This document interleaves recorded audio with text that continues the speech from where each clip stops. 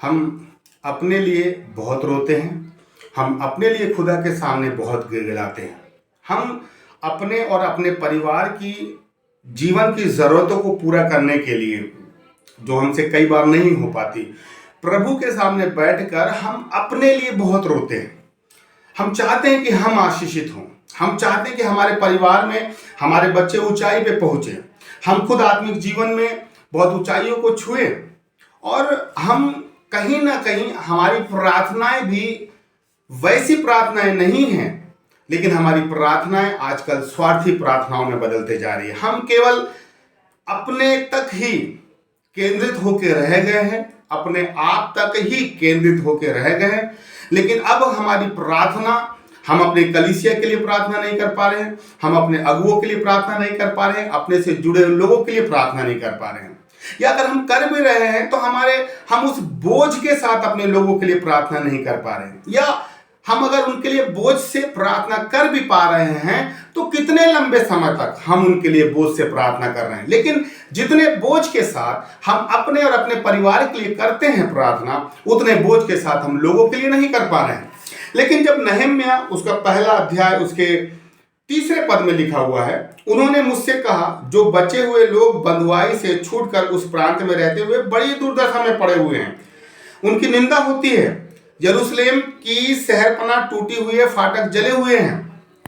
कुछ लोगों ने नहम्याह को बताया कि जो तेरे लोग उस प्रांत में बंधुआई से छूटकर रह रहे हैं ना, वो बहुत उनकी स्थिति बहुत दयनीय है, बहुत दुर्दशा में पड़े हुए हैं, उनकी निंदा होती है।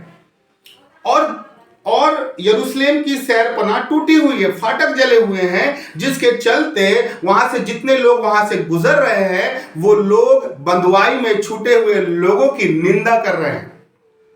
और जैसे ही 4 पद में नहम्याह ने ये बातें सुना, वह बैठकर रोने लगा और कितने दिन तक विलाप करता रहा और स्वर्ग के परमेश्वर के सम्मुख उपवास करता और यह कहकर प्रार्थना करता रहा।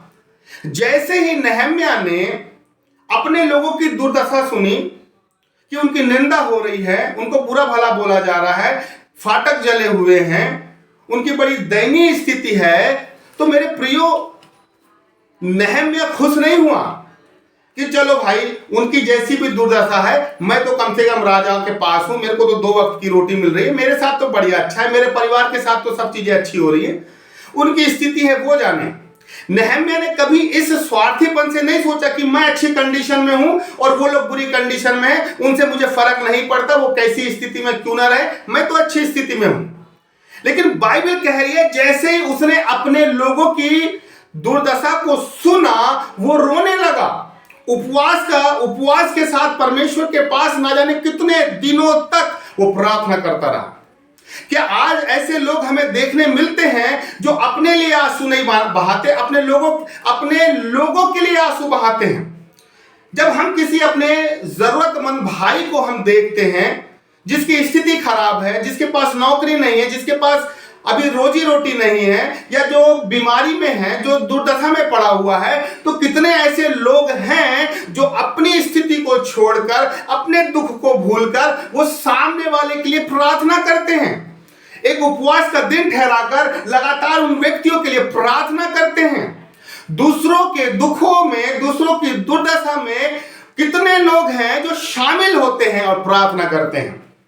आज हमारे जीवन में प्रार्थनाएं इसलिए काम नहीं कर पा रही है, खुदा का नूर हमारे जीवन में इसलिए चमक नहीं पा रहा है, खुदा हमसे वैसी सेवकाई इसलिए नहीं ले पा रहा है, खुदा हमें वो वरदान, वो सामर्थ इसलिए भी नहीं दे रहा है क्योंकि हम सेल्फ सेंटर्ड हो गए हैं, हम अपने तक सीमित होकर रह गए, हमें केवल अपने जीवन की जरूरत की चीजें हम जुटाने में लगे हुए हैं। लेकिन जो हमारा भाई है, जो विश्वासी भाई है, जो ना जाने किस परिस्थिति में है, कौन से लोग उसे बुरा भला बोल रहे हैं, किसकी कैसी स्थिति है, हम उसे देख रहे हैं, अपनी आंखों से देख रहे हैं, लेकिन हम उसके लिए रोने गिड़गिड़ाने की बजाय हम अपने लिए रो रहे हैं, गिड़गिड़ा रहे हैं। नहम्याह दूसरों के दुख में मेरे प्रियो रोने लगा, विलाप करता रहा, परमेश्वर के सामने उपवास करके बैठा रहा। उसे बुरा लगा कि मैं अच्छी स्थिति में हूं और मेरे लोग अच्छी स्थिति में नहीं हैं।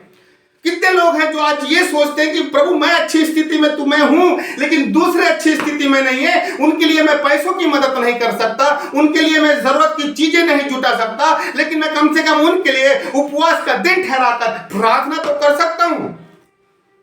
हम अपने लोगों के मजे लेने में लगे हुए हैं, हम अपने लोगों की बुरी स्थिति में मजे लेने में लगे हुए हैं, हम अपने लोगों की बुरी स्थिति में हम ठहठा के हंसी मजाक करने में लगे हुए हैं, हम अपने लोगों की बुरी स्थिति में हम खुद उन्हें ठट्टे में उड़ा रहे हैं मेरे प्रियो, लेकिन हमारे अंदर वो भाव नहीं है कि हम अपने भाई को देखने के बाद भी उनकी स्थिति को बदलने के लिए हम प्रार्थना कर रहे हैं। इसलिए हमें वो चीजें नहीं मिल रही है, क्योंकि खुदा कहता है जिस भाई को तू देखते हुए प्यार नहीं करता तो तुम उससे क्या प्यार करेगा। और इसलिए हमें जो सामर्थ, जो अभिषेक, जो वरदान हमें बहुत पहले मिल जाना चाहिए था, वो इसलिए नहीं मिल पा रहा है क्योंकि हम अपने भाई को बुरी स्थिति में देख रहे हैं, लेकिन उसे सपोर्ट करने की बजाय, उसके आंसू पोंछने की बजाय, उसे गले से लगाने की बजाय हम उसके खुद मजे लेने में लगे हुए हैं। लेकिन नहम्याह, उसे बुरा लगा कि मैं अच्छी स्थिति में हूं, मेरे लोग अच्छी स्थिति में नहीं हैं, और मेरे प्रिय उसने प्रार्थना किया। इसलिए ये समय उन तमाम लोगों की तरफ हमें अपनी आंखें उठा के देखने की जरूरत है कि मेरा कौन सा भाई, मेरी कौन सी बहन, मेरे कौन से पड़ोसी, कौन से लोग हैं जो जिनकी स्थिति सही नहीं है। मैं उनके लिए भले किसी चीज की मदद नहीं कर सकता, लेकिन उनके लिए मैं प्रार्थना कर सकता हूं, क्योंकि एक धर्मी जन की प्रार्थनाएं बहुत प्रभाव डालती है मेरे प्रियो, और एक धर्मी जन की प्रार्थनाएं कई परिवारों की स्थितियों को बदल देती है। परमेश्वर इस वचन के द्वारा आपको आशीष दे। आमीन।